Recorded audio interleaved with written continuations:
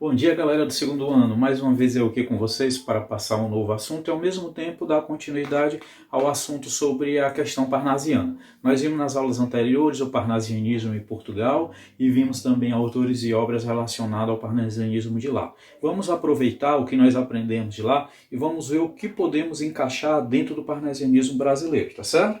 Então aqui, passando o primeiro slide, nós estamos vendo os limites cronológicos aqui exatamente do parnasianismo. Limites. Iniciou exatamente em 1891 com a obra Fanfarras de Teófilo Dias e finalizou em 1893 com Missal e Brocles, com a obra Missal e Brocles de Cruz e Souza. Observe que a distância de 81 para 93, ele durou exatamente 12 anos o parnasianismo no Brasil, tendo origem onde? Na França, no Le Parnasse contemporâneo, que era o Parnasse contemporâneo, é uma ama antológica da poesia, da poética, né? Onde o parnasianismo brasileiro, ele retrata exatamente o período Árcade. Nós tivemos o período Árcade porque nós já tínhamos sido descobertos. Então nós trouxemos essas características de lá também, do arcadismo brasileiro, certo? Só que com a cara do Brasil. E pegamos um pouco do romantismo brasileiro, primeira fase do romantismo e terceira fase do romantismo, para levar nossa obra ao público, tá?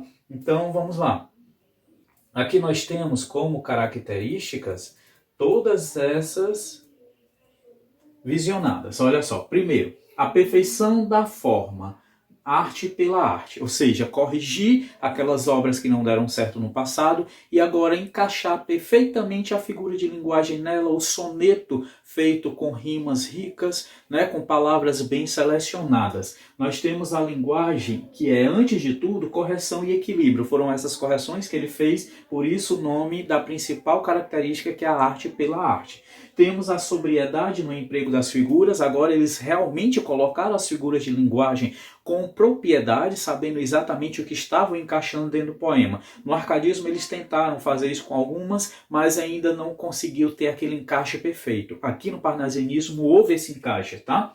Musicalidade nos versos adquirida na variedade de vogais. Então ele trabalhou bem as vogais dentro do poema. Para quê? Para causar uma certa musicalidade. Temos o emprego das rimas ricas, rimas raras, a impassibilidade do poeta diante da obra, ou seja, ele descrevia a obra em seu poema sem passar o sentimento dele. Tá? Ele excluía o sentimento dele daquilo que ele estava passando. Apenas ele escrevia para causar o sentimento no público. Temos também fuga dos sentimentos vagos para ter visão do real. Ou seja, ele tentava se concentrar para tirar o pensamento dele daquilo que fazia fugir, para ele se concentrar na real, que era o que tinha o realismo, né? Focar no problema real, para desenvolver o seu poema em cima da realidade. Tínhamos também a riqueza vocabular, rima rica e condenação de atos, ênfase na descrição nos pequenos objetos, vasos, estatuetas, alfaias, flautas, taças e outras, tanto que ele descreveu o vaso chinês com características exatamente da escola chinesa, né? Culto da beleza escultural, simplicidade artística, culto da arte pela arte e preferência pela forma de soneto. Então nós temos aqui, ó, exatamente mostrando um pouco da realidade dos homens trabalhando de forma real, como camponeses, e temos aqui esse poema que eu coloquei para enfatizar sobre o parnasianismo. Então nós temos exatamente isso aqui. Deixa eu sair daqui um pouco da frente para que vocês olhem.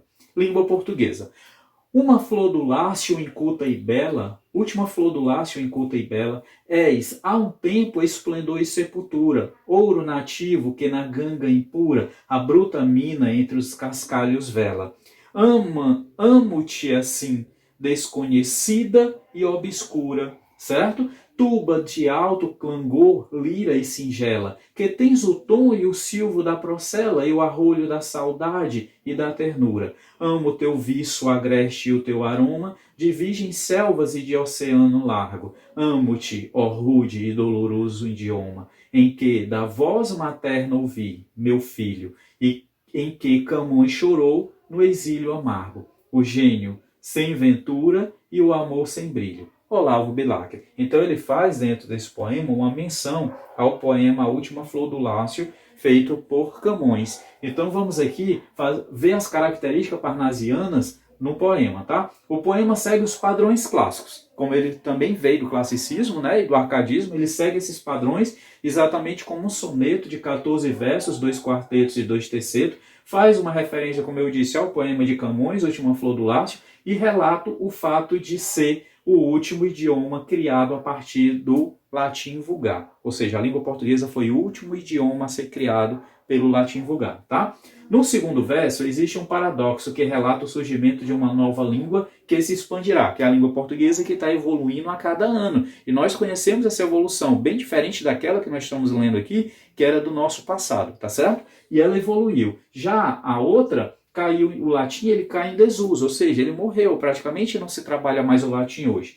E nos terceiro e quarto versos, o autor exalta a nova língua, que ainda não foi lapidada. Ela foi bruta, sendo lapidada aos poucos, com essas evoluções, tá certo?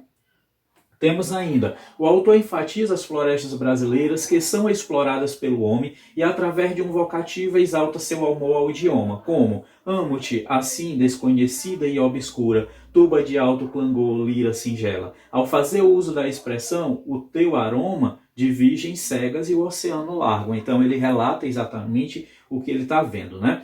No último terceto, para finalizar, quando o autor diz em que da voz materna ouvi, meu filho, e em que Camões chorou no exílio amargo, o gênio sem ventura e o amor sem brilho. Ele utiliza uma expressão fora da norma, que é meu filho, e refere-se a Camões. E essa expressão fora da norma que ele diz, meu filho, é exatamente um vocativo, que é um termo fora do contexto de classificação sintática numa frase por completo. Tá certo? Então, praticamente, ele faz isso aí. E na próxima aula, iremos trabalhar a questão do parnasianismo brasileiro, autores e obras, tá certo? Então, espero que eu tenha tirado um pouco a dúvida de vocês. Até o nosso próximo encontro para dar continuidade a esse capítulo e a gente poder encerrar mais uma escola literária, que é a Escola Parnasiana. Deixo aqui o meu carinho, meu abraço para vocês.